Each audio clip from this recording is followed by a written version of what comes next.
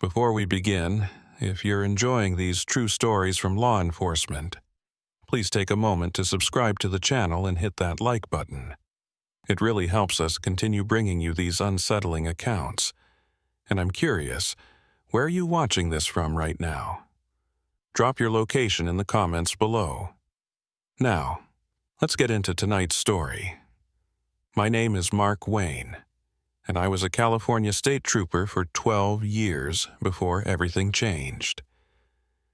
This isn't the kind of story you'll find in any official report. This isn't the kind of story they want you to know about. But it happened, every single word of it, and I need to tell someone before I lose my mind completely. It started on a Tuesday night in October of 1994. I was working the graveyard shift on Highway 395, that long stretch of asphalt that cuts through the high desert between the Sierra Nevada and the Nevada border. If you've ever driven it, you know what I'm talking about. Mile after mile of nothing but sagebrush, Joshua trees, and darkness so complete it feels like you're driving through space itself. I'd been on the force for 8 years by then, and the night shift was my preference. During the day, Highway 395 could be busy with tourists heading to Mammoth or through traffic avoiding Interstate 15. But at night, especially on a Tuesday in October, you might go hours without seeing another vehicle. It gave me time to think, time to clear my head from the chaos of my home life. My wife Jennifer and I had been going through a rough patch. Our daughter Emma was 6 years old and had started having nightmares. Bad ones. The kind where she'd wake up screaming about the man in her closet who wore Daddy's face but wasn't Daddy. Kids have nightmares. I knew that. But something about the way she described it, the specificity of her fear, made my skin crawl. Jennifer thought I was working too much, that Emma was acting out because I was never home. Maybe she was right. That's why I'd taken the night shift in the first place, to avoid the arguments, to avoid seeing the disappointment in Jennifer's eyes every time I walked through the door. But I'm getting ahead of myself. Let me tell you about that Tuesday night. I'd started my shift at 10 p.m., signing out Unit Charlie 19 and doing my usual equipment check. Radio working, radar gun calibrated, first aid kit stocked, shotgun secured, everything by the book. I pulled out of the station in Bishop just before 10:30, heading south on 395. The night was clear, temperature dropping fast the way it does in the high desert. My thermos was full of coffee, my clipboard had fresh paper, and I had 8 hours of patrol ahead of me. The first few hours were routine. I pulled over a semi-truck for a broken taillight around midnight, gave the driver a warning, ran radar on a few speeders, but nothing worth pursuing. Around 1:30 a.m., I stopped at a turnout near Big Pine to do some paperwork and finish my coffee. The silence out there was absolute. No wind, no traffic, just the tick of my engine cooling and the scratch of my pen on paper. That's when I saw the first car. Headlights appeared in my rearview mirror, coming from the south. A sedan moving at a reasonable speed. It passed my position without slowing, and something about it caught my attention. Maybe it was cop instinct, maybe it was just boredom. But I pulled out and fell in behind it. The vehicle was a late 80s Honda Accord, dark blue or black, hard to tell in the darkness. The license plate was clearly visible in my headlights, 4XRJ829. I ran the plate through dispatch. Clean. Registered to a David Morrison in Ridgecrest. No wants, no warrants. The car maintained exactly 55 miles per hour, right at the speed limit. Textbook driving. Still, something felt off. The way the car moved, perfectly centered in the lane. No drift, no correction. Like it was on rails. I followed for another 10 miles and the car never deviated, not once. Same speed, same lane position. No turn signals because it never changed lanes. Finally, I decided to pull it over. Maybe the driver was tired, maybe drunk and overcompensating. Either way, it was worth a check. I hit my lights and siren. The car immediately signaled right and pulled onto the shoulder, coming to a smooth stop. Everything about it was textbook. I called it in to dispatch. Charlie, 19 to dispatch, traffic stop, Highway 395 northbound, mile marker 187, California plate, 4X-ray, Robert John 829. Copy, Charlie 19, 0214 hours. I approached the driver's side window, flashlight in my left hand, right hand resting on my service weapon. Standard procedure. The window was already rolling down as I reached it. The driver was a woman, maybe 40, with short dark hair and pale skin. She stared straight ahead, both hands on the wheel at 10 and 2. She didn't turn to look at me. "Good evening, ma'am," I said. "License and registration, please." She didn't respond, didn't move, just kept staring straight ahead. "Ma'am, I need to see your license and registration." Still nothing. Her eyes didn't blink. Her chest didn't rise and fall. For a horrible moment I thought she might be dead, but her hands were gripping the wheel with clear tension. She was aware, just not responding. I keyed my radio. "Charlie 19, show me code 6 at this location, driver non-responsive requesting backup." Copy, Charlie 19, nearest unit is 40 minutes out, advise 40 minutes, of course. That was the reality of night patrol in the high desert. You were on your own. I tried again. "Ma'am, I'm going to need you to step out of the vehicle." This time, she moved. Slowly, mechanically, her left hand released the wheel and reached for the door handle. She opened the door and stepped out, and I backed up to give her space. She stood there in the glare of my spotlight, still not looking at me, still staring at some fixed point in the distance. She was wearing a white blouse and dark slacks. Business casual, no jewelry, no obvious signs of intoxication or injury, but her skin had an odd quality to it, almost waxy in the artificial light. "Ma'am, have you been drinking tonight?" No response. "Are you on any medications?" Nothing. "Can you tell me your name?" She opened her mouth. For a second, I thought she was going to answer. Instead, she made a sound. Not a word, not a scream, just a sustained tone. A single note, like a dial tone, coming from her open mouth. It went on for 5 seconds, 10 seconds, 15 seconds without her taking a breath. Then she closed her mouth, got back in her car, closed the door, and sat there with her hands at 10 and 2, staring straight ahead. I stood there in the dark, hand on my weapon, trying to process what I'd just witnessed. My radio crackled. "Charlie 19, what's your status?" "Dispatch, stand by." I needed to make a decision. I could arrest her, force the situation. But for what? Failing to produce a license? Making weird noises? My instincts were screaming that something was very wrong here, but I couldn't articulate what. And backup was still 35 minutes away. I walked back to my unit, keeping my eyes on the Honda. The woman hadn't moved. I grabbed my ticket book, wrote her a citation for failure to produce license and registration, and brought it to her window. "Ma'am, I'm issuing you a citation. You'll need to appear in court on the date listed. Do you understand?" She didn't take the ticket, didn't acknowledge me at all. I placed it on her dashboard through the window, stepped back, and waved her on. She started the car, signaled left, merged smoothly back onto the highway and drove away at exactly 55 miles per hour, disappearing into the darkness to the north. I stood there watching her taillights fade, that sick feeling in my gut getting stronger. Something was very, very wrong, but I couldn't put my finger on what. I got back in my unit and continued south, trying to shake off the encounter. Maybe she'd been in shock. Maybe she'd just witnessed something traumatic and was dissociating.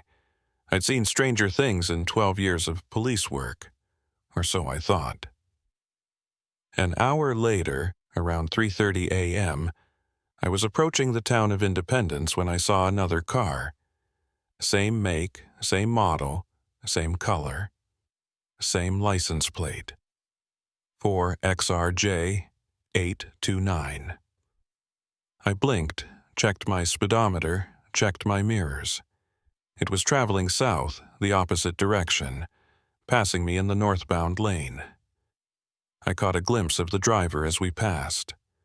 A woman, dark hair, pale skin, hands at 10 and 2. I immediately hit my brakes and started a U-turn, but by the time I got turned around, the car was gone. Just darkness and empty highway. I accelerated to 80, then 90, but there was nothing. No taillights, no car, nothing. I grabbed my radio. Dispatch, Charlie 19. Did you copy that southbound Honda Accord? Same plate as my previous stop. Negative, Charlie 19. Please repeat. The vehicle I stopped an hour ago, plate 4X-ray Robert John 829, just passed me heading south. There was a pause. Charlie 19, that vehicle is showing northbound on our system. Last known position mile marker 201. Negative, dispatch. I just saw it heading south. Another pause, longer this time. Charlie 19, are you feeling all right? Do you need to return to station? I closed my eyes, took a breath. They thought I was seeing things. Maybe I was. Maybe the weird encounter had gotten to me more than I realized. Charlie 19, I'm fine. Continuing patrol. Copy that. Let us know if you need anything. I continued driving north, my mind racing. There had to be an explanation. Maybe it was a different car, different plate, and I just misread it in the dark. Maybe I was more tired than I thought, but I knew what I'd seen. Same car, same plate, same driver. I reached Bishop as the sky was starting to lighten, around 6 a.m. I stopped at a gas station to refuel and get some coffee, trying to shake off the weirdness of the night. The clerk was a kid, maybe 19, with headphones around his neck and a skateboard magazine on the counter. "Quiet night?" he asked, as I paid for the coffee. You could say that. Better than excitement, right? My cousin's a cop in L.A. Tells me stories that'll keep you up at night. I smiled and nodded, but I was thinking about the woman in the Honda, the way she'd made that sound, the way she hadn't blinked. As I walked back to my unit, I saw it. The Honda Accord. Same car, same plate. 4XRJ 829. It was parked at the far end of the gas station lot, near the air pump. The engine was running. I could see the exhaust vapor in the cold morning air. I approached slowly, hand near my weapon. As I got closer, I could see there were 2 people in the car. The driver was the woman from before. Same position, same posture. But now there was a passenger, a man, maybe 30, wearing a business suit. He was sitting in the same position as the driver, hands in his lap, staring straight ahead, not moving. I tapped on the driver's window. Neither of them reacted. I tried the door handle, unlocked. I opened the door and immediately smelled it. Not gasoline, not exhaust, something else. Something chemical and wrong, like ozone and burnt plastic. "Ma'am, sir, I need you both to step out of the vehicle." Nothing. I reached in and touched the woman's shoulder. Her skin was cold through the fabric of her blouse. Too cold. I pulled my hand back. That's when I noticed something on the dashboard, wedged under the windshield wiper on the inside. It was my citation, the one I'd given her hours ago, over 100 miles to the south. But it wasn't just my citation. There were 2 more underneath it. Same handwriting, same format, same citation number. All 3 were identical, but the paper quality was slightly different. The middle one looked older, yellowed. The bottom one looked newer, almost glossy. I took a step back from the car, my heart pounding. I grabbed my radio. "Dispatch, Charlie 19. I need backup at the Union 76 station in Bishop. I've got a 10 to 15 situation, 2 subjects non-responsive in vehicle. Copy, Charlie 19, unit en route, ETA 20 minutes. 20 minutes. I could handle 20 minutes. I walked around the car, examining it from every angle. No damage, no identifying marks beyond the plate. The interior was clean, almost sterile. The only unusual thing was a faint shimmer in the air above the hood, like heat waves, but the morning was cold. I was about to check the trunk when I saw something that made my blood run cold. In the driver's side mirror, I could see the gas station behind me. But it was different. The sign was older, the layout wrong, and my unit, my patrol car sitting at the pump 20 yards away, wasn't there. Instead, there was a different patrol car. Same model, but an older paint scheme, the kind we'd used back in the 70s. I spun around. My car was there, right where I'd left it. The gas station looked normal. I looked back at the mirror, still showing the different version.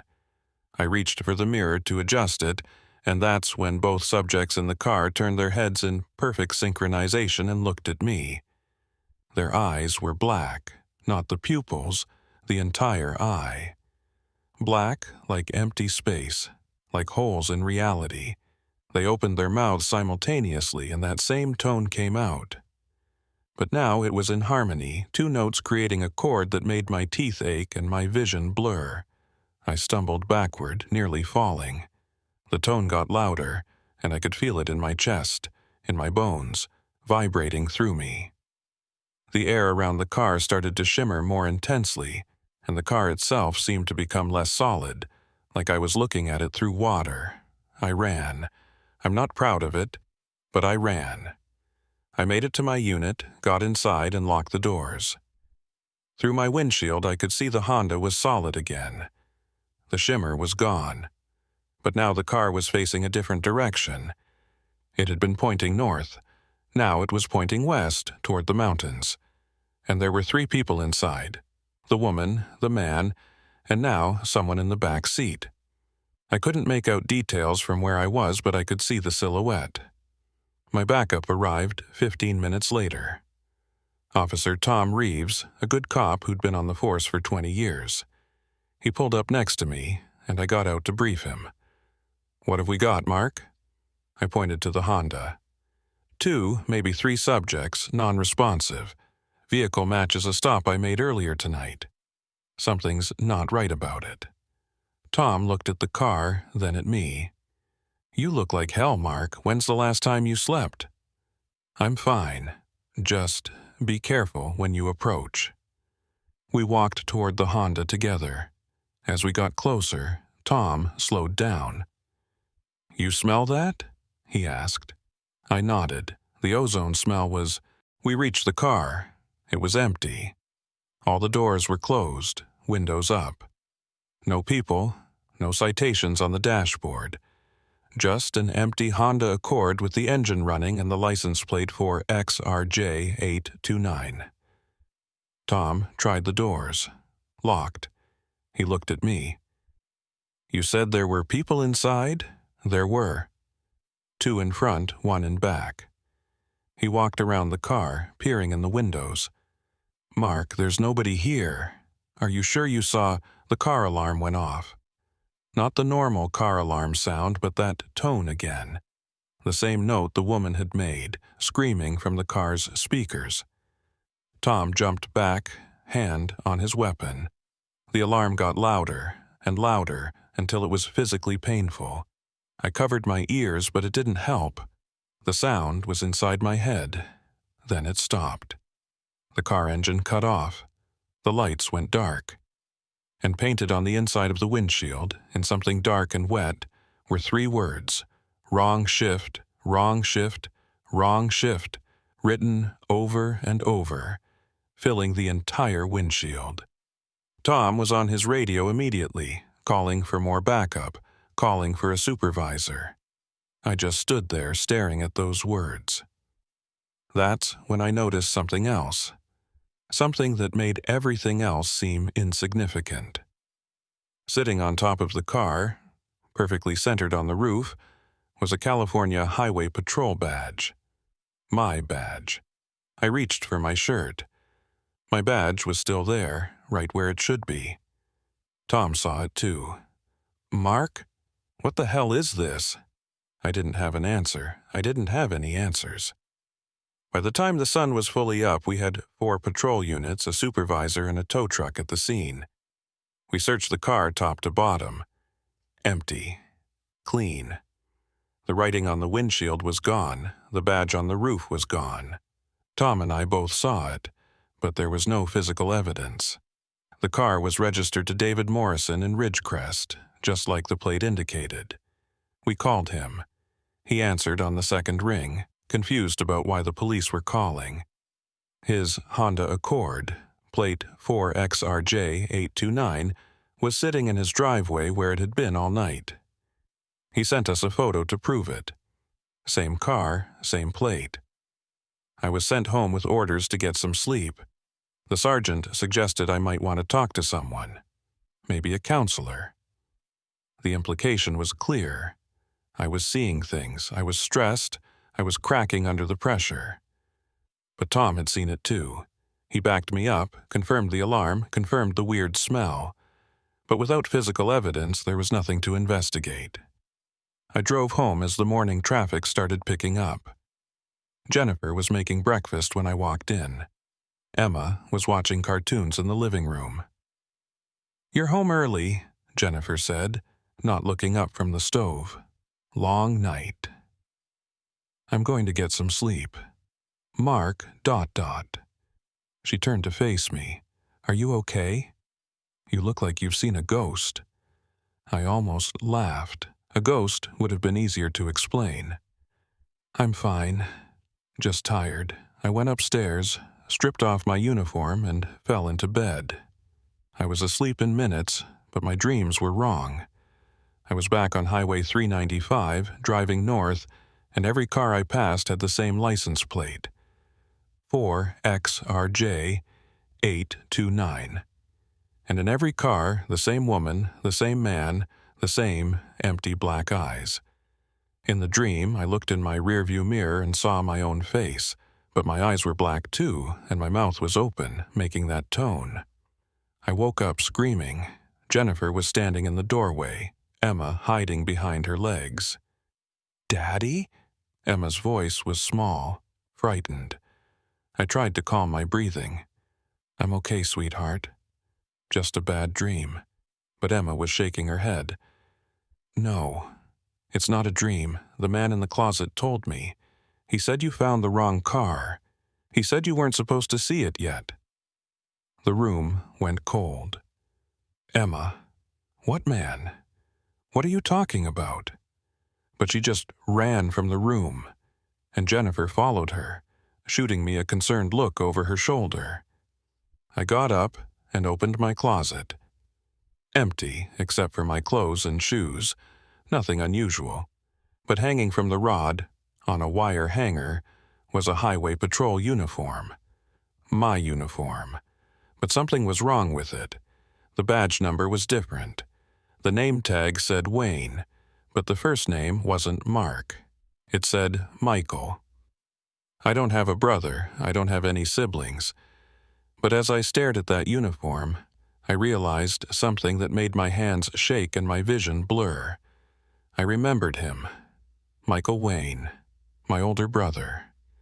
He'd been a highway patrol officer, too. He'd died on Highway 395 in 1987, 7 years ago. Except I'd never had a brother. I was an only child. I'd always been an only child. But now I remembered him. I remembered his funeral.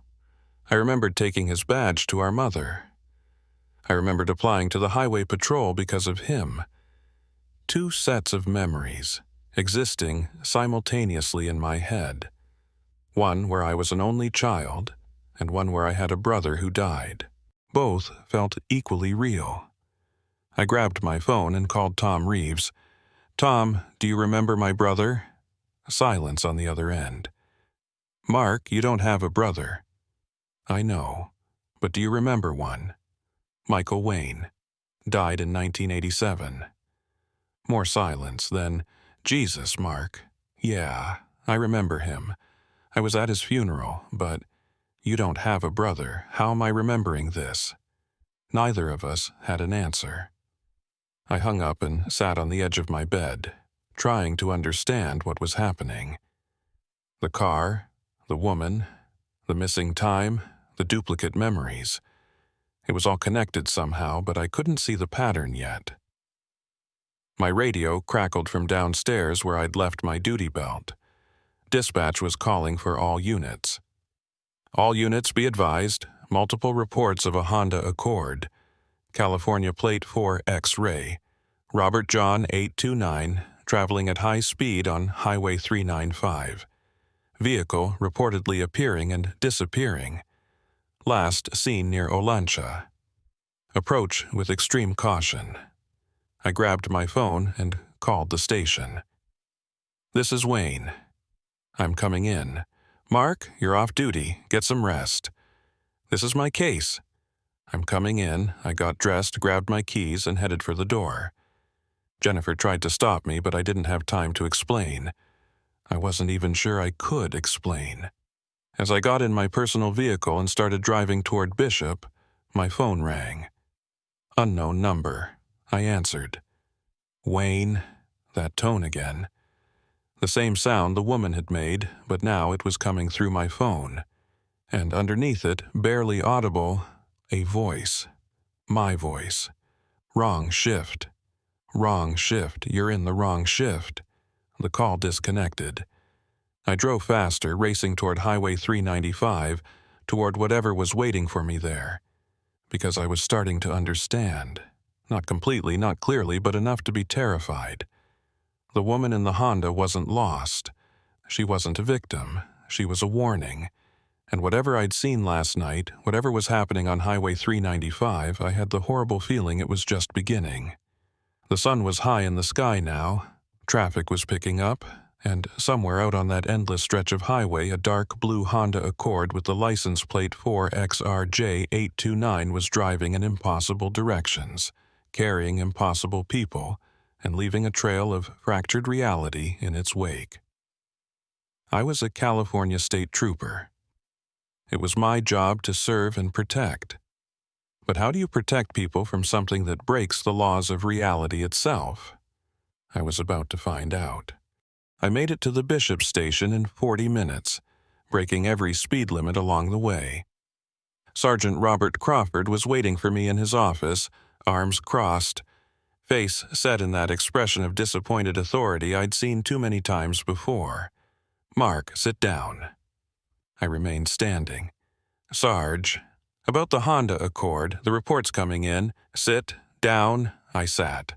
Crawford leaned against his desk, studying me with those sharp gray eyes that had seen 30 years of California highways and probably every kind of cop breakdown imaginable. "Tom Reeves called me. Told me about this morning. About what you both saw or thought you saw. He also told me you called him asking about a brother you don't have. I know how it sounds. Do you? Because it sounds like an officer who's been working too many night shifts, whose home life is falling apart, and who's starting to crack under the pressure. I've seen it before, Mark. Hell, I've been there myself. This is different. Tom saw it too. The car alarm, the smell, Tom saw a car with nobody in it and heard an alarm. That's it. The rest? The people disappearing? The writing on the windshield, the badge on the roof? No physical evidence, no photographs, nothing. I felt my jaw tighten. So you think we're both hallucinating? Crawford sighed and rubbed his temples. I think you're both exhausted and stressed. I think that sometimes when we're stretched too thin, our minds play tricks on us. I'm putting you on administrative leave, effective immediately. 2 weeks, paid. Get some rest, spend time with your family, see the department counselor, What about the reports? The Honda on 395 inches. We've got units covering it. If there's a real situation, we'll handle it. You're too close to this, Mark, too invested. Go home. Sarge, I'm telling you, something is happening out there. Something we don't understand. Enough. His voice was firm, final. Badge and gun. You'll get them back when you're cleared for duty. My hand went automatically to my badge, and I felt that strange doubling sensation again. For just a moment, I could see two versions of this room. In one, I was handing over my badge. In the other, Crawford was lying on the floor, eyes black as holes, making that awful tone. I blinked, and it was gone. Crawford was staring at me, concerned. Mark? I unclipped my badge and placed it on his desk, then did the same with my service weapon. The weight of losing them felt like losing a part of myself. 2 weeks, Crawford said, his voice softer now. Get your head straight. We need good officers, and you're one of the best. But not like this. I left his office and walked through the station, feeling the eyes of other officers on me. Tom Reeves caught up with me at the parking lot. Mark, wait. I turned.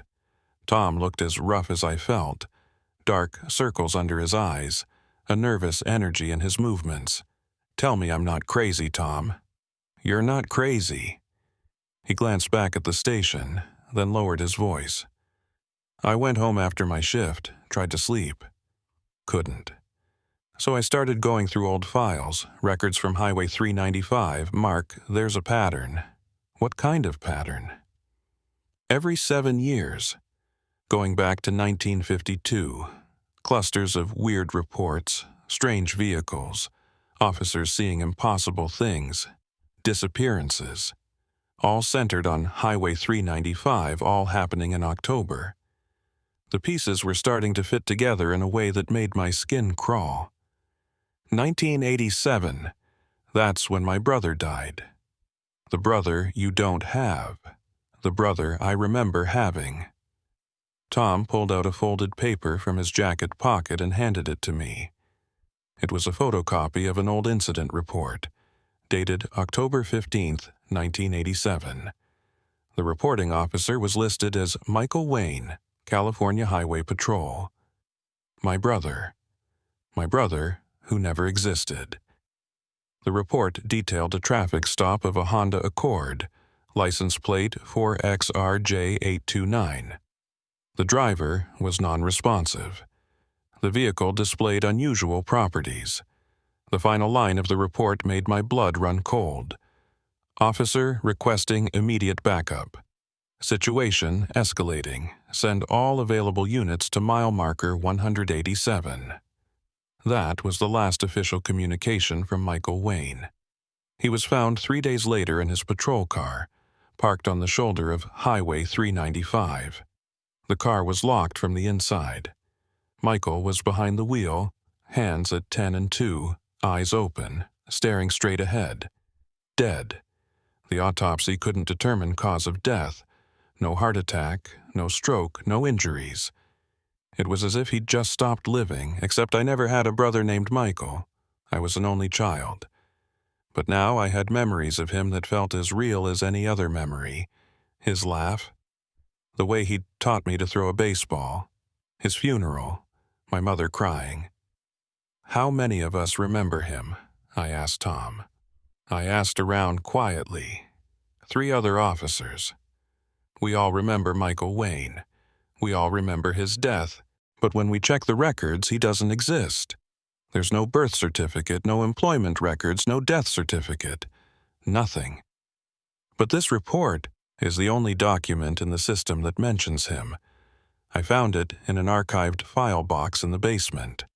It shouldn't exist, Mark, but here it is. I stared at the photocopy, at my brother's handwriting, at his badge number. What happened to him? What's happening to us? I don't know, but I think the answer's on Highway 395, and I think it has something to do with mile marker 187. That's where I'd made my first stop, where I'd encountered the woman in the Honda. "I'm on administrative leave," I said. "Crawford took my badge." "I'm not." Tom met my eyes. "I'm scheduled for night shift tonight. Come with me. Civilian ride-along. We'll figure this out together." I should have said no. I should have gone home to Jennifer and Emma, should have taken the counselor's number Crawford had given me, should have let it go. But I couldn't. Because somewhere in the fractured memories filling my head, I could see Michael in his patrol car, hands at 10 and 2, eyes black as empty space, and I knew that whatever had killed him was still out there. "What time do you start?" 10 p.m. Meet me here at 9:30. I nodded and drove home, my mind racing with impossible memories and the growing certainty that reality itself was breaking down around me. Jennifer was waiting when I got there, arms crossed in the kitchen doorway. Emma was at school. "They called," she said. "Crawford. Told me you're on leave. Told me you're seeing things." "Jen, are you?" Because Emma's been saying things too. About the man in her closet. About the wrong house. About how sometimes Daddy's face looks like a mask. I felt something cold settle in my stomach. "What do you mean, the wrong house?" Jennifer's expression shifted from anger to fear. She says sometimes when she wakes up, the house is wrong. The furniture is different, the pictures on the walls. She says it's like living in two houses at the same time. The doubling, it wasn't just me. Emma was seeing it too. Has she said anything else? Jennifer hesitated. She drew a picture. In school yesterday. Her teacher called me about it. She led me upstairs to Emma's room and showed me a piece of construction paper covered in crayon drawings. At first, it looked like typical kid art, stick figures and houses.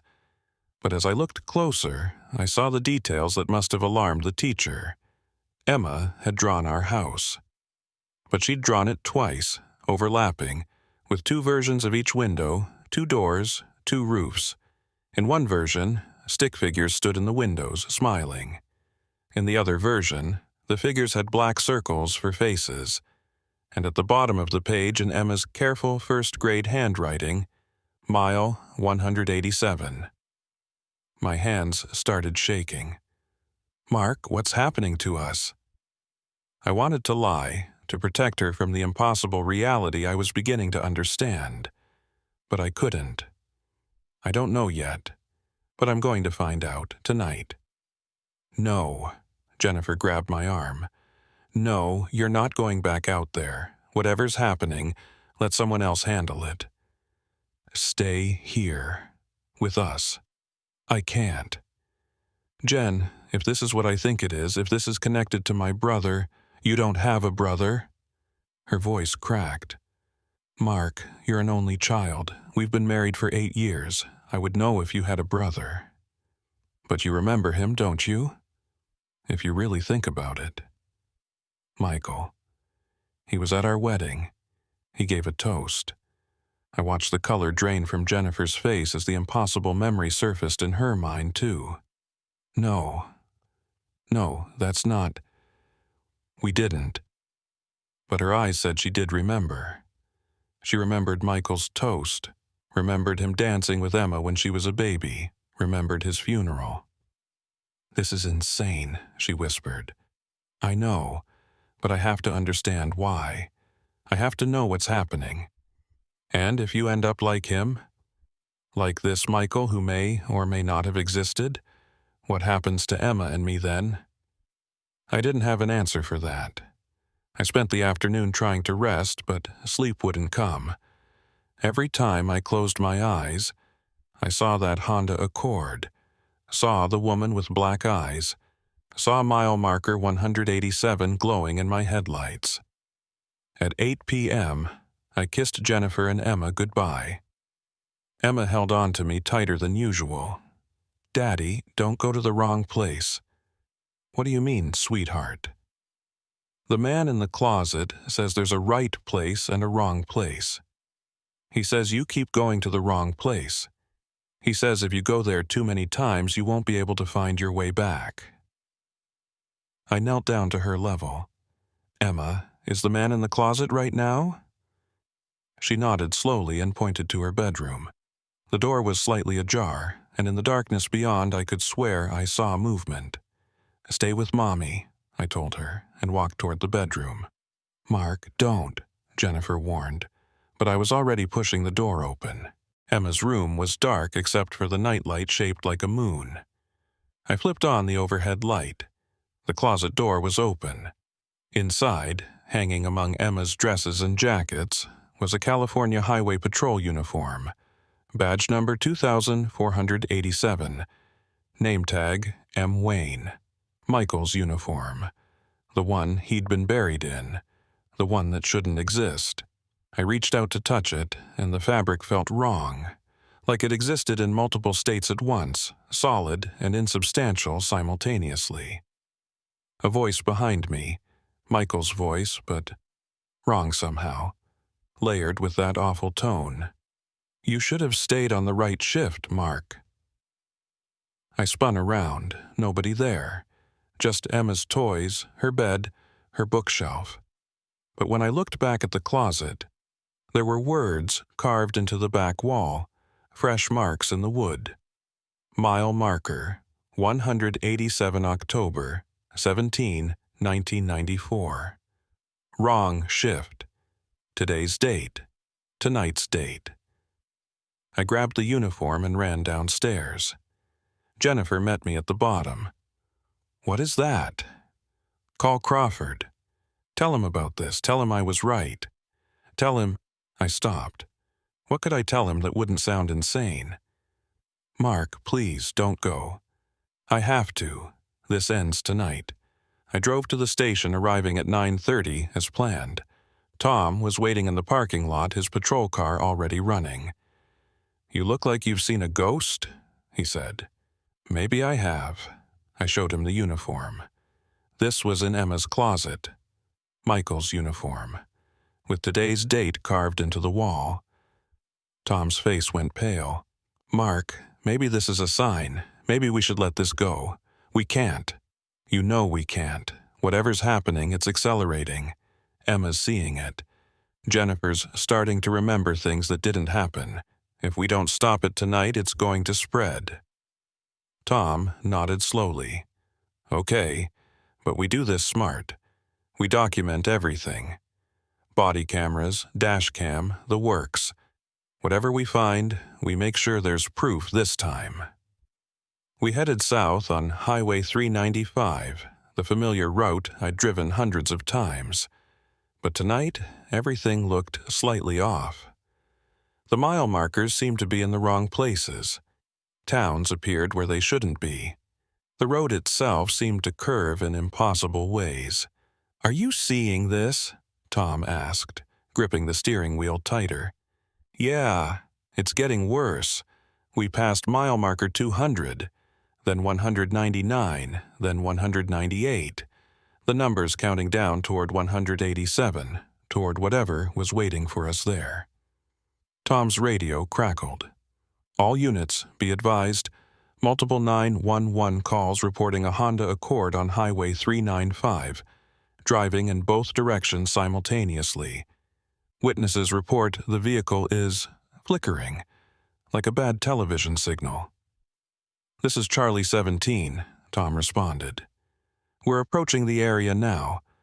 What's our current count on similar reports tonight? 17, Charlie 17, all within the last hour, all describing the same vehicle, same plate number. 17. 7 plus 10. 7 times 7. The numbers felt significant somehow. We crested a hill, and there in the valley below we could see them. Not one Honda Accord. 7 of them. All identical, all with the same license plate, all driving in formation down Highway 395. Some heading north, some heading south, some appearing to drive through each other like ghosts. Jesus Christ, Tom whispered. He pulled over at mile marker 190, and we sat there watching the impossible parade of vehicles. Through our windshield, reality seemed to shimmer and fracture. I could see multiple versions of the highway overlapping, like looking through layers of translucent film. In one layer, it was night, current time. In another, it was day. In another, the highway was older, the paint faded. In another, the highway didn't exist at all, just empty desert.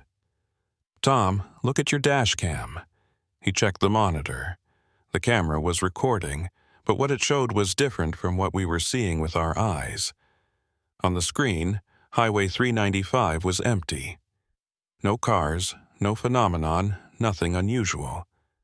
"It's not real," Tom said. "Or we're not real. Or something. No, it's real.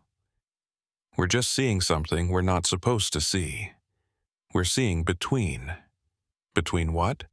Between shifts. Between realities. That's what Michael's report said. Wrong shift. We're in the wrong shift. One of the Honda Accords broke formation and headed directly toward us. Tom instinctively reached for the gear shift, but I put my hand on his arm. "Wait." The car drove straight at us, not slowing. 50 yards, 40, 30. I could see the driver now. The woman from my first stop, but wrong. Her face was flickering between different versions, different ages, different expressions. Young, old, alive, dead, human, something else. 20 yards, 10. The car passed through us. Not around us, through us. I felt it as it happened, a sensation like being turned inside out, like every atom of my body was being read and rewritten. For a moment I could see everything, every version of Highway 395, every reality stacked on top of each other, every possible outcome of every possible choice. I saw Michael, my brother who never existed, in his patrol car at mile marker 187. I saw him reach for his radio. I saw him encounter the woman in the Honda. I saw him understand, too late, what he was seeing. I saw his reality fracture. Saw him slip between shifts. Saw him try to call for help. But his voice came out as that tone, that awful, resonant tone that meant his vocal cords were vibrating in multiple realities at once. I saw him die. Saw his consciousness fragment across 7 different versions of the same moment, none of them quite able to fully exist, all of them trapped in the between. And I saw that it was happening to me too, that every time I encountered the Honda, every time I saw the impossible, I was slipping further between shifts. Soon I'd be like Michael, like the woman in the car, existing in multiple realities at once, unable to fully exist in any of them. The sensation passed. Tom and I were still in the patrol car, but now we were at mile marker 187. We hadn't driven there. We'd simply arrived, as if the 7 miles between had never existed. "Mark," Tom's voice was shaking. "The mile markers. They're wrong." I looked out the window. He was right. We were at mile marker 187, but the next marker north was 201, and the one south was 174. The numbers didn't follow any logical sequence. 13 mile markers were missing. 13 miles of highway that no longer existed, or existed somewhere else, or existed in all places at once. "The missing miles," I said. Michael's report mentioned them. He'd found the missing miles. Tom checked his GPS. According to the satellite, we were exactly where we should be, between mile markers 190 and 191. But the physical markers said otherwise. "We're in the between," I said.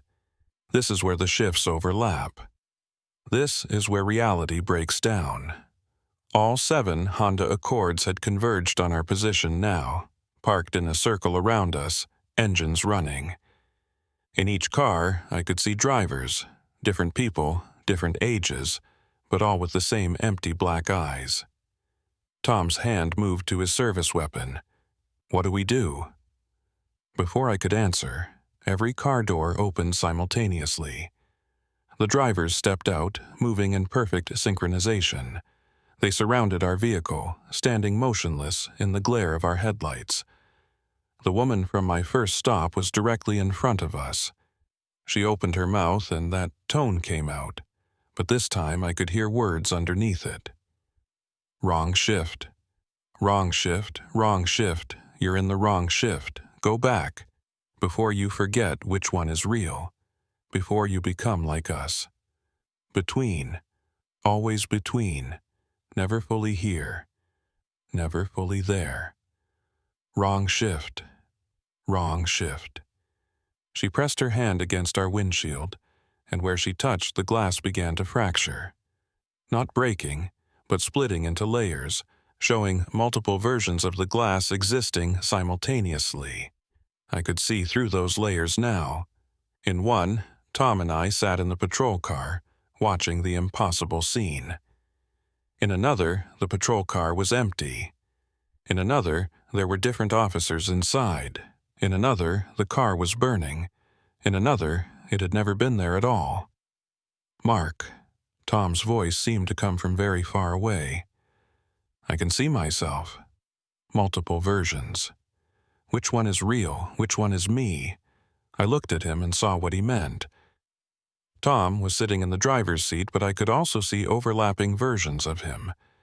In one, he was younger, just out of the academy. In one, he was old, retired. In one, he was dead, eyes black like the woman's. In one, he'd never been a cop at all. All of them, I said, though I wasn't sure if that was true. None of them, I don't know. The woman pulled her hand away from the windshield, leaving behind a handprint that existed in 7 different states of decay at once. Fresh, old, ancient, not there at all. The drivers began to walk away, back to their vehicles, but before they got in, they all turned to face us one final time. 7 voices, speaking in unison, creating harmonics that made the air itself vibrate. October 17th, 1994. Mile marker 187. This is where Michael Wayne died. This is where Mark Wayne will die. This is where the shift happens. This is where you choose. Go back or stay between forever. They got in their cars. All 7 vehicles started to fade, becoming translucent, then disappearing completely. We were alone at mile marker 187, and the missing miles in the between. Tom's dash cam was still recording. I leaned forward to check the playback. The screen showed us sitting in an empty patrol car, talking to nobody, staring at an empty highway. No Honda Accords, no drivers, no impossible fractures in reality, just 2 cops losing their minds in the darkness. Tom, we need to get out of here now. He put the car in drive, but before he could accelerate, my phone rang. Jennifer's number. I answered.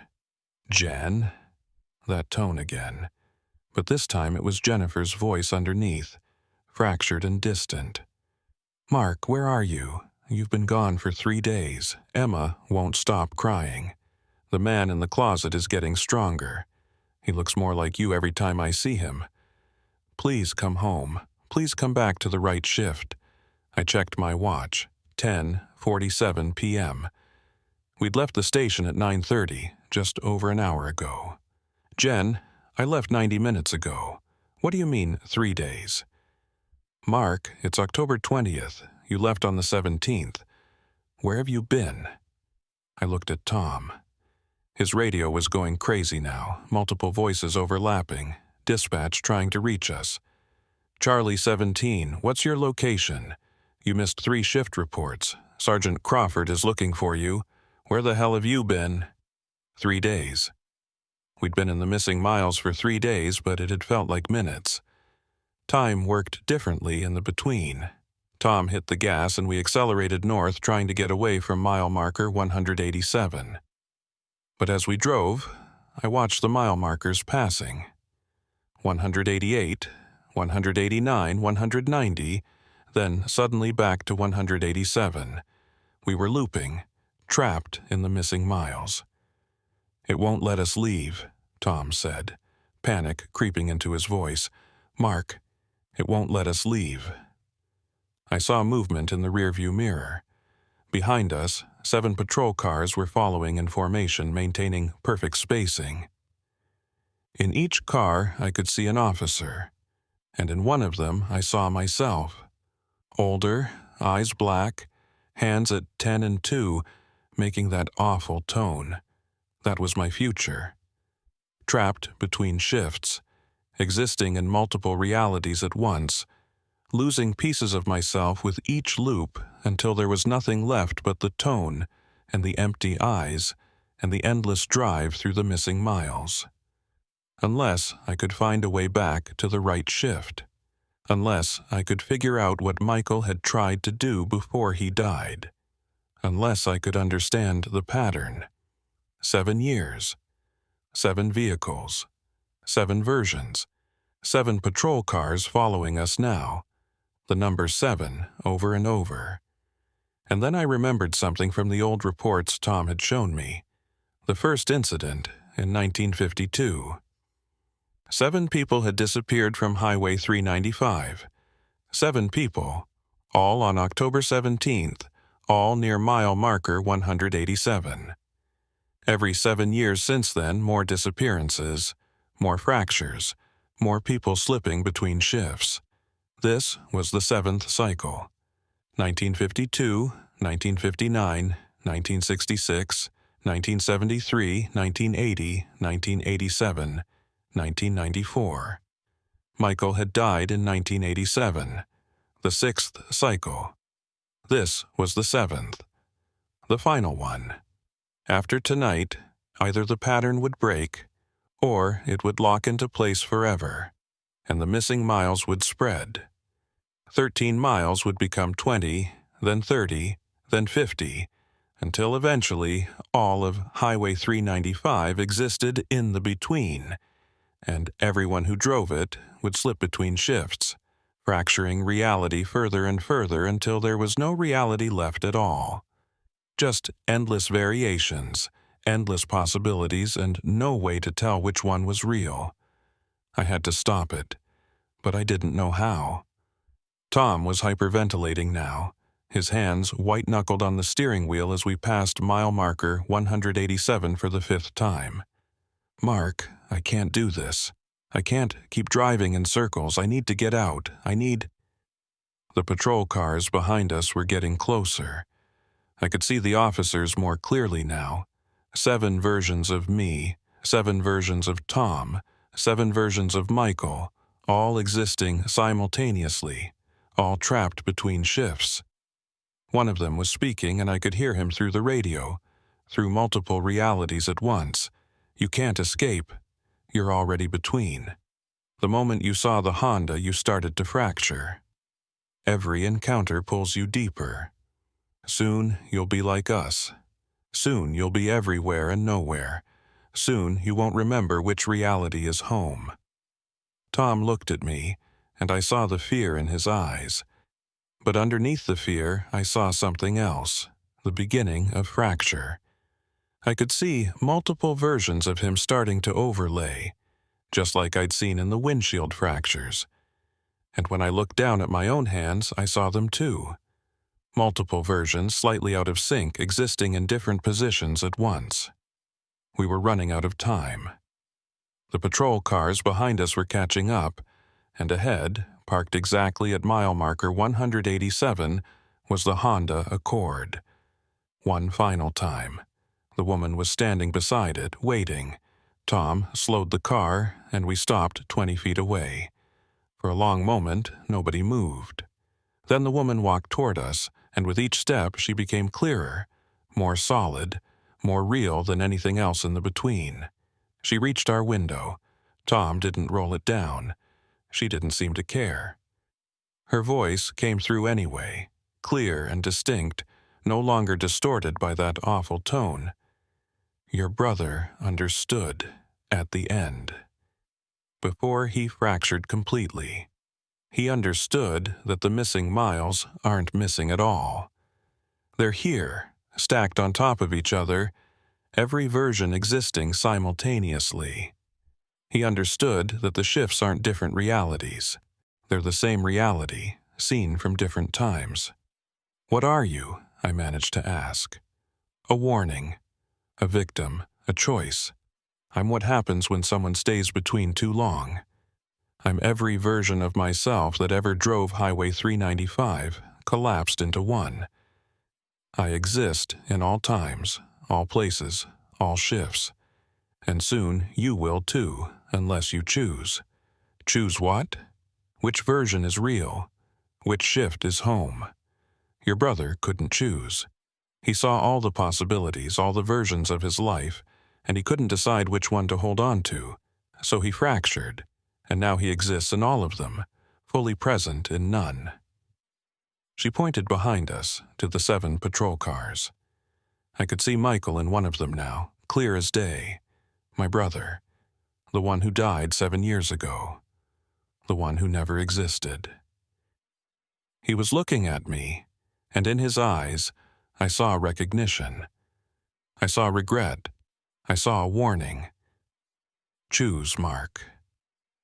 Before it's too late.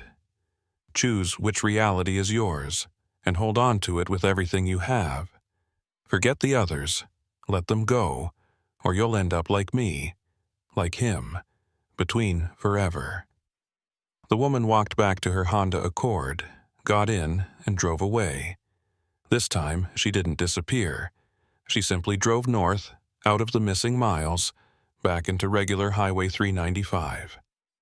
She'd made her choice. Somehow, she'd found her way back to a single reality. Now it was my turn. I looked at Tom. We have to choose. Right now. Which version of this night is real? The one where we left 90 minutes ago, or the one where it's been 3 days? I don't know, Mark. I don't know which one is real anymore. Neither do I.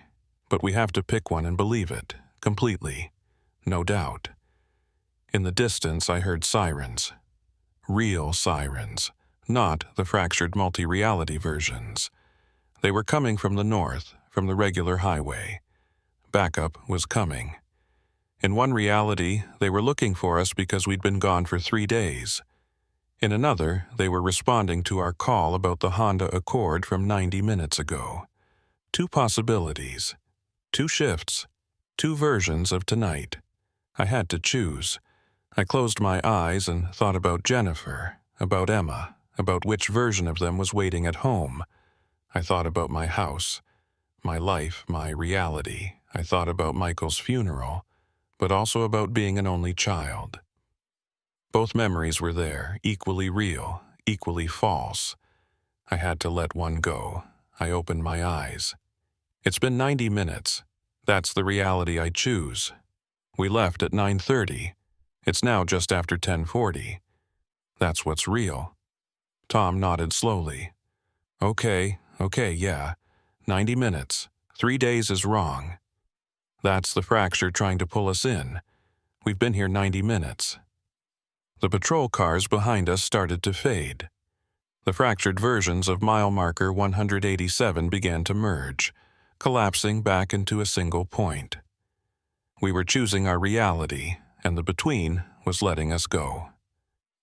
The sirens got louder. Real backup, coming from the real world, responding to our real call from 90 minutes ago. Tom put the car in drive and headed north, away from mile marker 187, away from the missing miles, away from the between. We passed mile marker 188, then 189, then 190.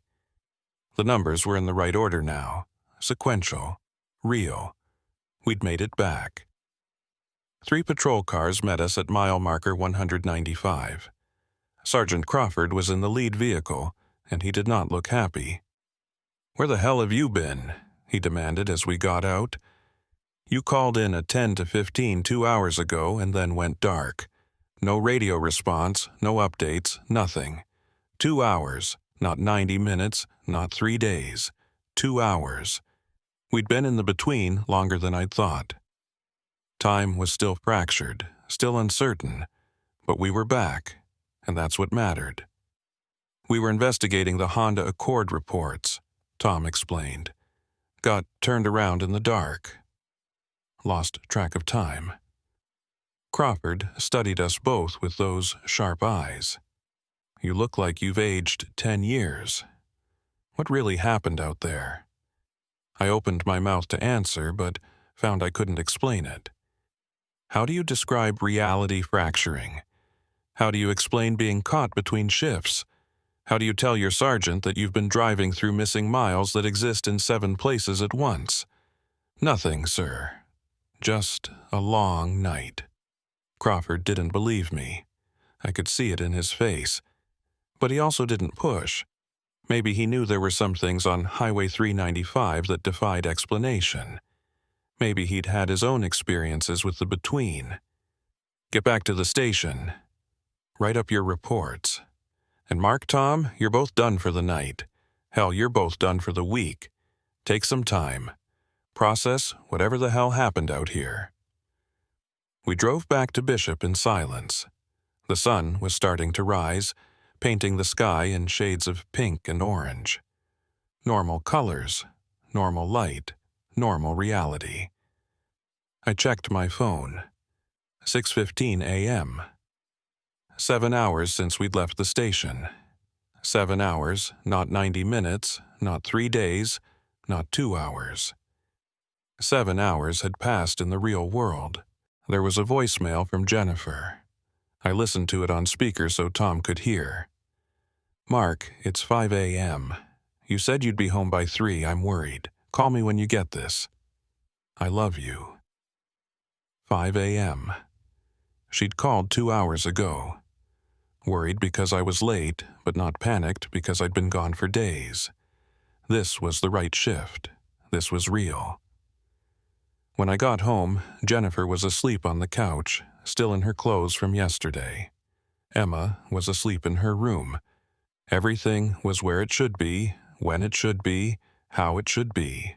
I checked Emma's closet. No highway patrol uniform, no carved words in the wall, just her dresses and jackets and toys.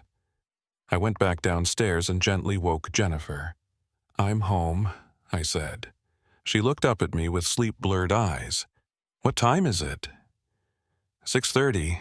I'm sorry I'm late. Are you okay? Did something happen? I wanted to tell her everything. About the Honda Accord, about the missing miles, about Michael, about the choice I'd made to hold on to this reality and let the others go. But I couldn't. Because part of staying in one reality meant not acknowledging the others. Meant acting like they never existed. Just a long shift, I said. But I'm home now. She hugged me, and for a moment I felt completely solid, completely real, completely present in a single reality. But in the back of my mind I could still hear it. Faint, distant, barely audible, but there. That tone, coming from Emma's room, coming from the closet, coming from somewhere between. I should have stayed away from Highway 395. Crawford had given me 2 weeks' leave. Jennifer had begged me to let it go, and every rational part of my brain knew that returning to the missing miles would only pull me deeper into the between. But I couldn't stop, because every night I heard that tone coming from Emma's closet. And every morning I found new things that shouldn't exist. On day 3 of my leave, I found a second patrol car key in my pocket. Same model as my unit, same key fob, but when I checked the tag, it had a different unit number. Charlie 23. I'd never driven Charlie 23. According to station records, Charlie 23 had been decommissioned in 1989. On day 5, I woke up with a scar on my left forearm that hadn't been there the night before. A long surgical scar, perfectly healed, at least several years old. Jennifer saw it and went pale. Mark, you've always had that scar. from the motorcycle accident in 1991. I'd never been in a motorcycle accident, I'd never owned a motorcycle, but when I concentrated, I could remember it. The curve on Highway 395 near mile marker 187. The deer in the road. The hospital, 3 weeks of recovery. A memory that had never happened, now sitting in my head like it had always been there. The between was leaking into my reality. Or I was still partially in the between. I couldn't tell which anymore. Tom called me on day 7. His voice was shaking. I found something. Old maintenance records for Highway 395. There's a facility underneath mile marker 187, built in 1962, classified no current status. Mark, I think that's what's causing this. What kind of facility? I don't know. The records are redacted, but I found a name, Project Crossroads, and a date, October 17th, 1962, the first cycle. That night, I told Jennifer I was going to see a friend. I hated lying to her, but I couldn't explain where I was really going. Tom picked me up 3 blocks from my house and we drove south on 395 toward the missing miles, toward mile marker 187. "This is insane," Tom said as we passed Bishop. "We barely made it out last time. Why are we going back?" "Because it's getting worse. The between is spreading. Soon, it won't just be Highway 395, it'll be everywhere." Tom glanced at me. "You've been seeing things too?" "Every day. Objects that shouldn't exist. Memories that never happened. Yesterday, I found a photograph in my wallet. Me, Jennifer, and Emma. But Emma is 12 in the picture. She's only 6. Future or alternate? I don't know. Both. Neither." We drove in silence until we reached mile marker 190. The air started to shimmer. Tom slowed down. "It's starting," he said. Through the windshield I could see them. Other patrol cars driving alongside us, overlapping with our reality. In some, the officers were older versions of current staff. In others, they wore uniforms from different decades. In one, I saw myself, aged 60, white hair, still driving this same route. "Don't look at them," I told Tom. "Focus on the road. Focus on this reality." But it was hard not to look. Because in one of those cars, I saw Michael, my brother who never existed. He was driving parallel to us, and when our eyes met, he mouthed 2 words. "Turn back." Tom saw him too. "Jesus Christ, Mark, that's—" "I know." We passed mile marker 187.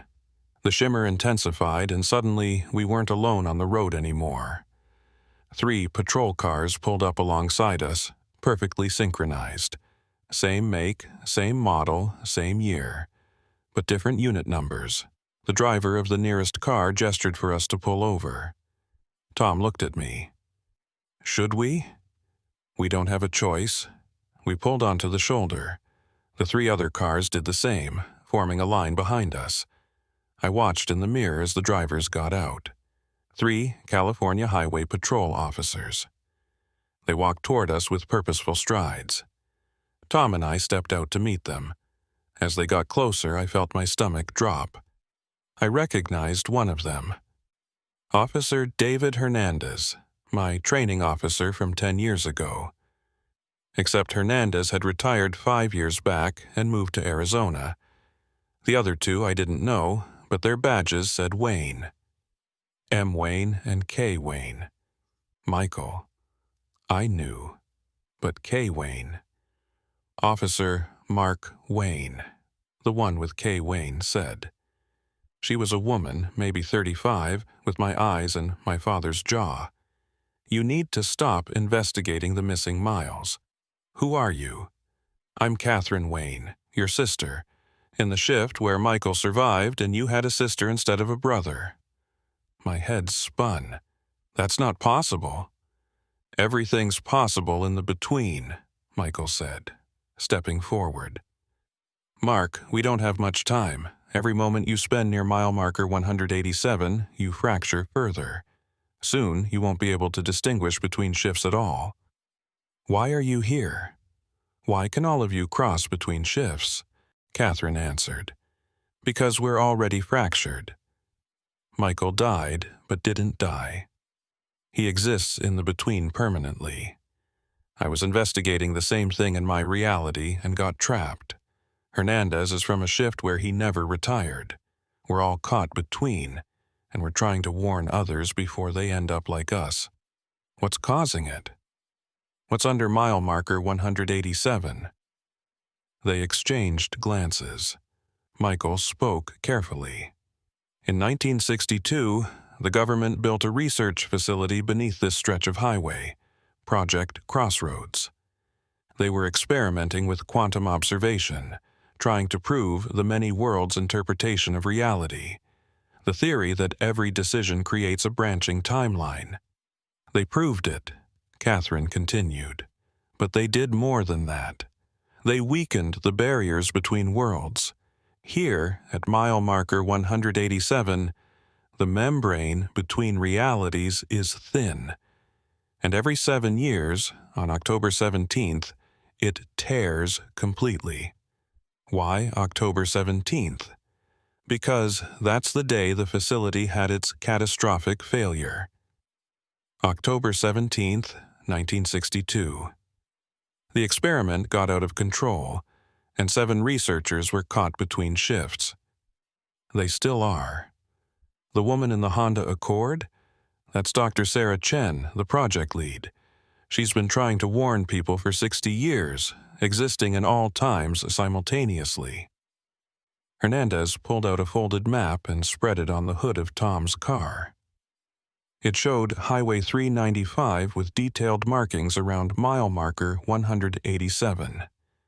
The facility is here, he pointed. 30 feet below the highway. There's an access tunnel hidden behind a maintenance shed half a mile west. We can show you, but Mark, once you go down there, you'll understand everything. And that understanding will fracture you further. You might not make it back. I looked at Tom. He was pale, but determined. We've come this far. The 6 of us drove in convoy to the location Hernandez had indicated. The maintenance shed was old, forgotten, hidden behind a stand of Joshua trees. The lock had rusted through. Inside, beneath a tarp, was a metal hatch with a wheel lock like something from a submarine. Once we open this, Michael said, there's no going back. The knowledge itself is dangerous. It changes how you perceive reality. I'm already fractured, I said. Open it. Michael and Catherine turned the wheel together. The hatch groaned and opened, revealing a ladder descending into darkness. One by one, we climbed down. The air grew colder with each rung, and I could feel that familiar shimmer in the atmosphere. At the bottom, we found ourselves in a concrete corridor lit by flickering fluorescent lights that shouldn't have power after 30 years. The walls were covered in equations and diagrams, all dealing with quantum mechanics and parallel worlds. We followed the corridor to a large chamber. In the center was a machine, still humming with power. It looked like something from a science fiction movie, all chrome and glass and spinning rings. Around it were 7 chairs, and in those chairs 7 skeletons wearing lab coats. The original researchers, Catherine said softly. They're still here, still alive in some shifts, still dead in others caught in superposition. As I stared at the machine, I began to understand. They hadn't just proven the many worlds theory. They'd built a device to observe all worlds simultaneously. But quantum mechanics says observation affects reality. By observing all possible worlds at once, they'd cause them to collapse into this space. The missing miles weren't missing. They were all the versions of those miles existing at once. Tom was reading the equations on the wall. This says the effect is spreading. Growing. It started at 13 miles, but in another year, it'll be 20. In 5 years, 50. In 10 years, all of California. Unless someone shuts it down, Hernandez said. I looked at the machine, still running after 30 years. How? Michael pointed to a red lever on the main console. That's the emergency shutdown. It'll collapse all the parallel observations back into a single reality. But there's a cost. Whoever pulls it has to choose which reality becomes real. All the others will cease to exist. What does that mean for the people in those other realities? They'll be erased. Everyone in every alternate shift around this area will collapse into the chosen reality. Some will survive, changed, some will never have existed. And the person who makes the choice will remember all of them, will carry all those realities in their head. It'll drive most people insane. I felt sick. There has to be another way. Catherine shook her head. We've been looking for one for years, across multiple realities. There isn't. Someone has to choose, or the fracture keeps spreading until all of reality becomes the between. Why can't you do it? You're already fractured, because we don't exist fully in any one reality. We can't make the choice. It has to be someone who's still mostly anchored in a single shift. Someone like you.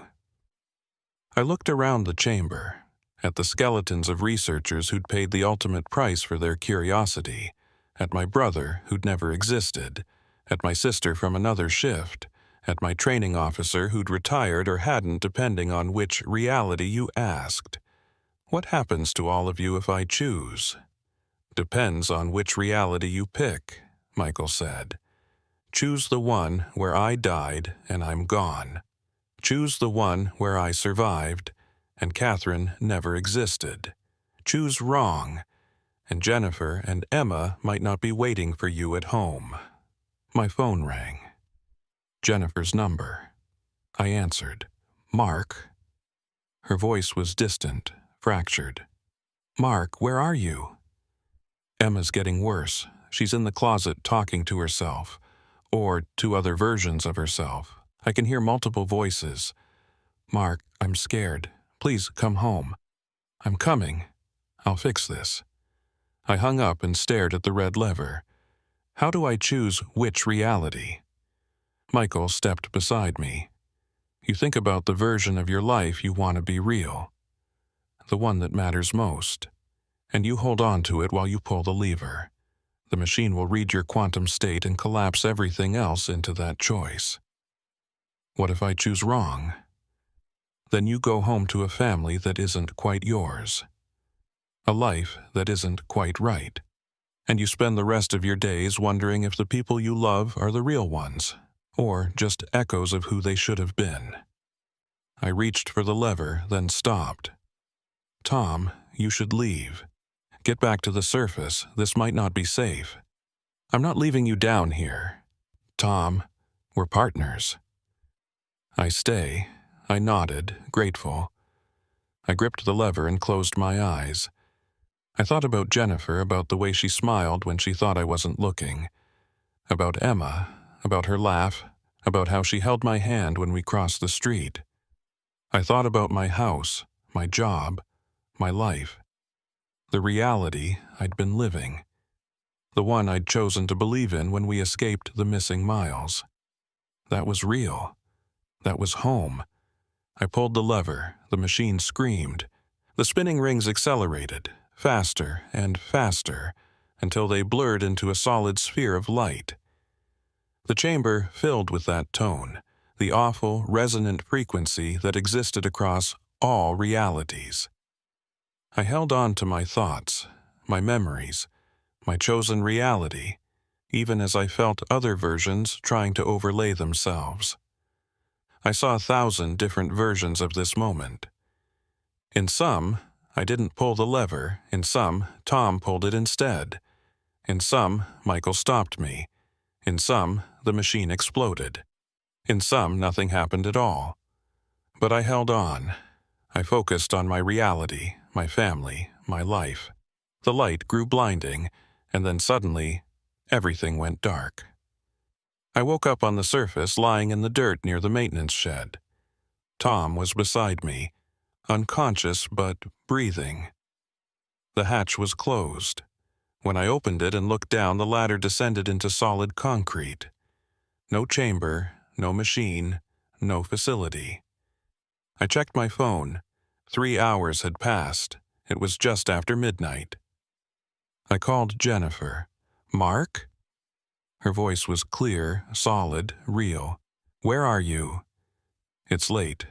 I'm on my way home. How's Emma?" "She's fine. Sleeping. Why? No nightmares?" "Not tonight. Mark, what's going on?" "Nothing. I'll be home soon. I love you." I helped Tom to his feet. He looked around, disoriented. Did it work?" "I think so." We drove back to Bishop in silence. The highway was normal. No shimmer, no fractured realities, no other patrol cars. Mile marker 187 passed without incident. The missing miles were gone. When I got home, I stood outside for a long moment before going in. This was the reality I'd chosen. But was it really mine? I opened the door. Jennifer was on the couch reading. Emma was asleep upstairs. Everything looked right. I checked Emma's closet. No highway patrol uniform. No carved words. Just her clothes and toys. I lay in bed next to Jennifer, and for the first time in weeks I felt solid, real, present in a single reality.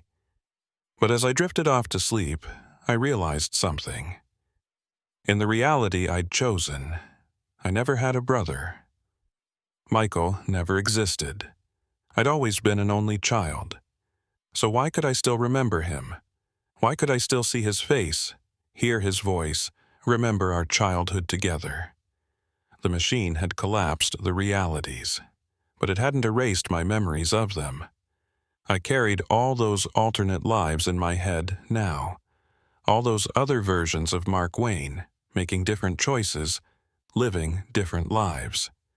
I knew with absolute certainty that in some of those realities I was still down in that chamber, still pulling that lever, still trying to choose. Caught in the between forever, unable to decide which life was real.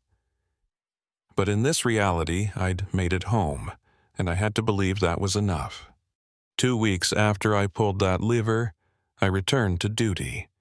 Crawford cleared me with the warning to take it easy, see the department counselor, and stay off Highway 395 for a while.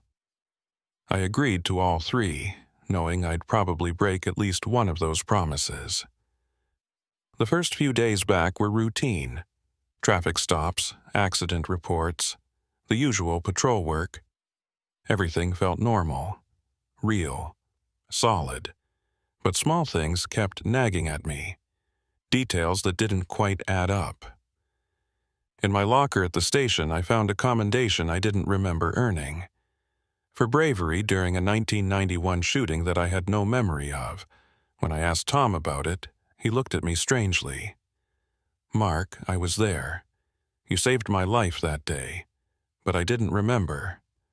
In my original reality, that shooting never happened. Yet, here was the commendation, solid and real, hanging in my locker." At home, Jennifer mentioned our 10th anniversary coming up. We'd been married 8 years. I was sure of it. But when I checked our wedding photos, the date said 1984. 10 years ago. "Are you feeling okay?" Jennifer asked when she caught me staring at the album. "You've been distant since you came back from leave." "I'm fine. Just tired." But I wasn't fine. Because every day I found more inconsistencies. More evidence that the reality I'd chosen wasn't quite the one I'd been living in before. Emma's room was painted blue. I distinctly remembered it being yellow. But Jennifer insisted it had always been blue, and the old paint cans in the garage confirmed it. My patrol car was Unit Charlie 19. I'd been driving Charlie 19 for 3 years, but according to the station logs, I'd always driven Charlie 23, the same unit number that had appeared on that impossible key in my pocket weeks ago. I was living in a reality I'd chosen, but it wasn't quite mine. Close, but not exact. Like a copy of a copy where small details had shifted in translation. The worst part was the memories. I could remember my brother Michael's funeral, even though Michael had never existed in this reality. I could remember my sister Catherine, even though I'd always been an only child here. I could remember the 1991 shooting that saved Tom's life, even though my lived experience said it never happened. 2 sets of memories existing simultaneously. One from the reality I'd lived, one from the reality I'd chosen. Tom noticed something was wrong. We were on patrol together, week 3 after the incident, when he finally asked, "You remember it differently, don't you?" The way things were before? Yeah, small things. Dates, colors, events. It's like I'm living in someone else's life. Maybe you are. Maybe when you pulled that lever you didn't choose your original reality. Maybe you chose one that was close, but not exact. How do I know which one is real? How do I know I made the right choice? Tom was quiet for a long moment. Does it matter? If Jennifer and Emma are here, if they're happy, if you're together, does it matter if it's exactly the same reality you started in? I wanted to say yes. I wanted to say it mattered desperately. But I wasn't sure anymore. That night, I woke to find Emma standing beside my bed. In the darkness, her eyes reflected the moonlight coming through the window. "Daddy, you chose wrong." My heart stopped. "Emma, what do you mean?" "The man in the closet told me. You chose the wrong shift. This isn't the right one." I sat up, trying to keep my voice calm. "There's no man in your closet, sweetheart." That was just the between. "It's gone now." She shook her head slowly. "He's still there. He says he'll always be there because you brought him with you. You remember things that didn't happen here, so they're trying to exist. Your memories are making ghosts." I felt cold dread settling into my stomach. "What else did he tell you?" "He says I can see them too now, the other shifts, because I'm your daughter and you're fractured, so I'm a little bit fractured too." She held up her hand, and in the moonlight, I could see it shimmer, overlaying with other versions of itself. Sometimes I can see the mess that didn't happen. The me that's 12, the me that was never born, the me that has a different mommy. "Emma," he says, "if you want to fix it, you have to go back to mile marker 187. You have to choose again, but this time you have to choose nothing." Choose nothing? What does that mean? But Emma just walked back to her room, and when I followed her she was in bed, asleep. Like the conversation had never happened. Or had it? Was that memory real? Or was I fractured enough now that I was experiencing things that weren't happening? I couldn't tell anymore. The next day, I drove to Highway 395. I wasn't supposed to, but I needed to see, needed to know if the between was really gone, or if I'd just chosen to stop seeing it. Mile marker 187 looked normal. Just another piece of highway, nothing special. No shimmer, no fractured realities, no Honda Accord with impossible license plates. I pulled over and got out. Walked to the exact spot where the missing miles had been. The maintenance shed where we'd found the hatch was gone. Not destroyed, just gone, like it had never existed. But as I stood there, I felt it. A faint vibration in the air, a subtle wrongness that made my teeth ache. The between was still there. I'd collapsed the realities, but I hadn't eliminated the weak point. It was just dormant, waiting. My phone rang. Unknown number. I almost didn't answer, but something made me pick up. Hello? Static, and underneath it, that tone, the quantum frequency that existed across all realities. And then a voice. My voice, but different, older, wearier. Mark. This is you. I'm calling from 2001, 7 years from now. The next cycle. It's happening again. The between is opening. You have to stop it permanently. How? I shut down the machine. You shut down one version of it. But the machine exists in multiple realities, remember? You collapsed them, but you didn't destroy them.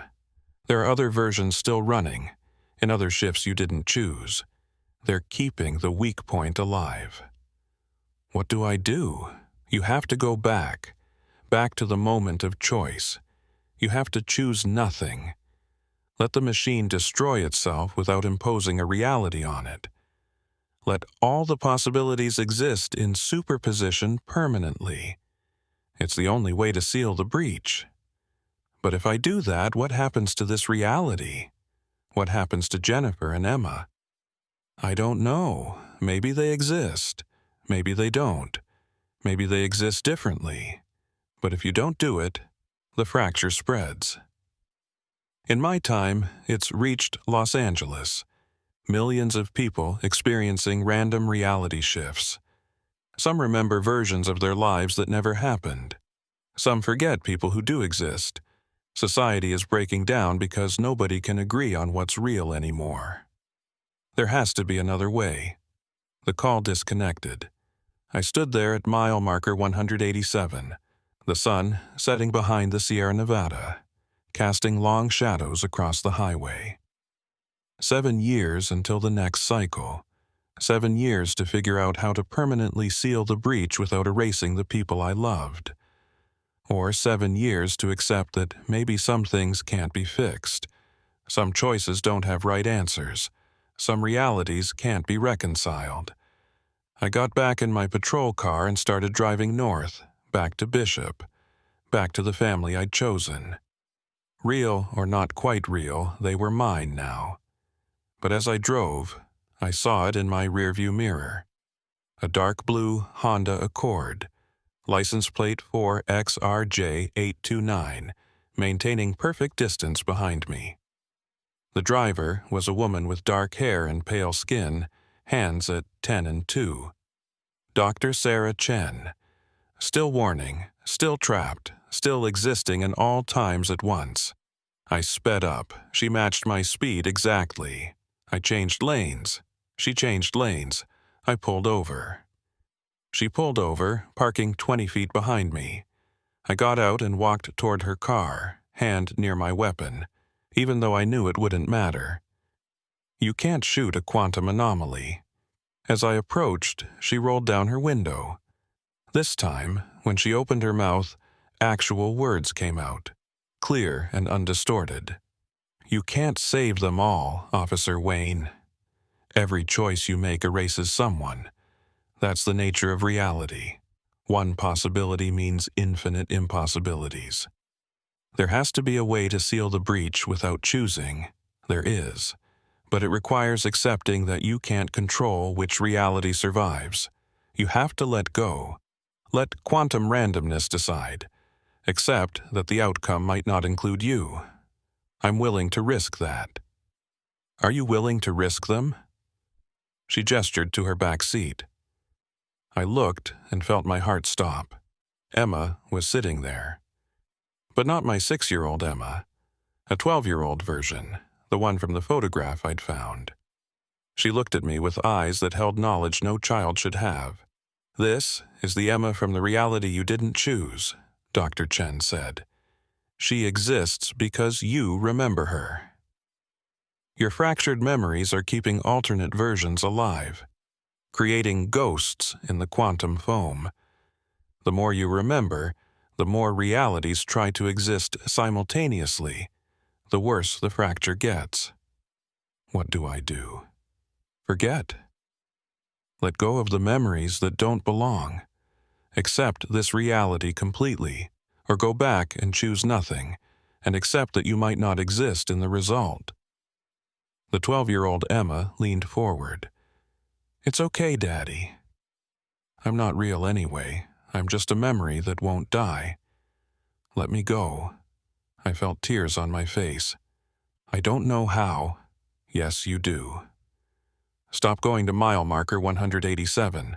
Stop investigating the between. Stop trying to understand. Just live. Be present in this reality, not half present in a dozen others. The ghosts will fade when you stop feeding them with your attention. Dr. Chen started her car. I'll always be here, Officer Wayne. I'm a permanent fixture of the between, but you don't have to be. Choose to be real, completely real, in one reality only. The Honda drove away, heading south on Highway 395. I watched until the taillights disappeared, then got back in my patrol car and sat there as darkness fell. My radio crackled. Dispatch, calling for Charlie 23, my unit number. Or was it Charlie 19? I couldn't remember anymore. Charlie 23, what's your location? I looked at my unit number on the dashboard. Charlie 23. It had always been Charlie 23 in this reality. Charlie 23 returning to station. 10-8. Copy that, and Wayne, your wife called. Said to remind you about Emma's piano recital tomorrow at 6.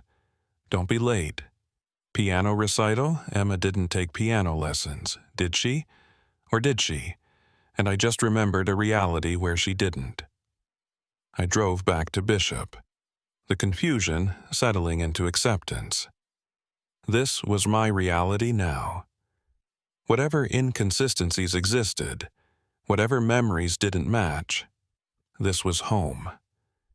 I had to commit to it completely, or I'd fracture further until there was nothing left of me but quantum probability. When I got home, Jennifer met me at the door. How was patrol? Quiet, normal. Good. Emma's been practicing all week for tomorrow. She's nervous. She'll do great. I went upstairs and looked in Emma's room. She was asleep, her 6-year-old face peaceful. On her desk was sheet music for piano.